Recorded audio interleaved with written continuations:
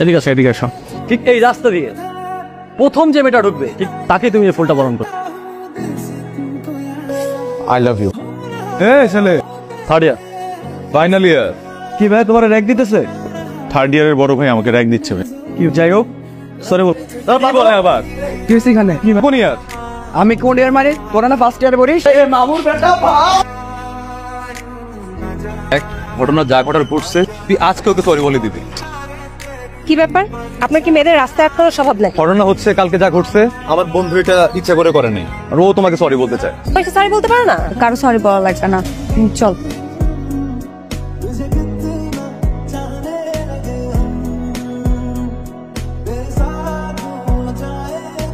ঠিক করতেছোস? তুই চুপচাপ পাহাড়ে দে।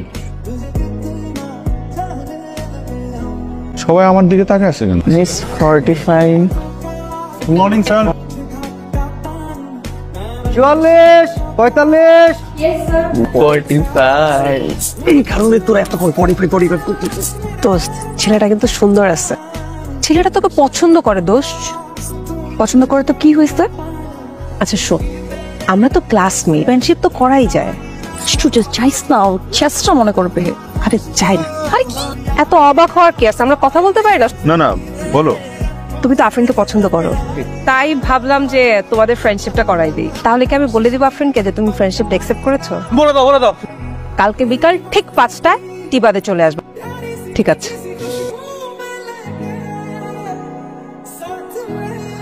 Thank you. নতুন বইয়ের পাতার গন্ধ আমার খুব ভালো লাগে। আর কি ভালো লাগে? তোমার চুলের ঘ্রাণ ভালো লাগে। আরফ, আমি জানি তুমি আমাকে পছন্দ করবে, আমাকে ভালোবাসো।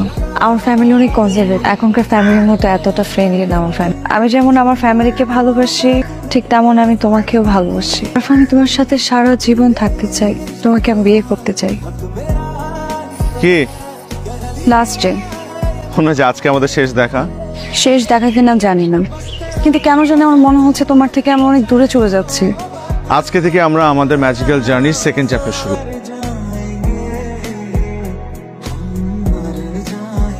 হ্যালো আফরিন। বাবার বিয়ে ঠিক করে ফেলছে, আমাকে পছন্দ করে রিং পরে দিয়ে গেছে। আমি কি করবার বুঝতেছি না। যেখানে আসো প্লিজ আসো না। আফরিন তোমার কথা আমাকে বলেছে। আমি আর আফরিন 2 বছর যাবত একটা সম্পর্কে আছে। এই ধরনের রিলেশনশিপ বিশ্বাস করি না। শুনেছি তোমার বাবা মাও নেই, কখনো খালার বাড়ি কখনো মামার বাড়িতে থেকে মানুষ হয়েছে।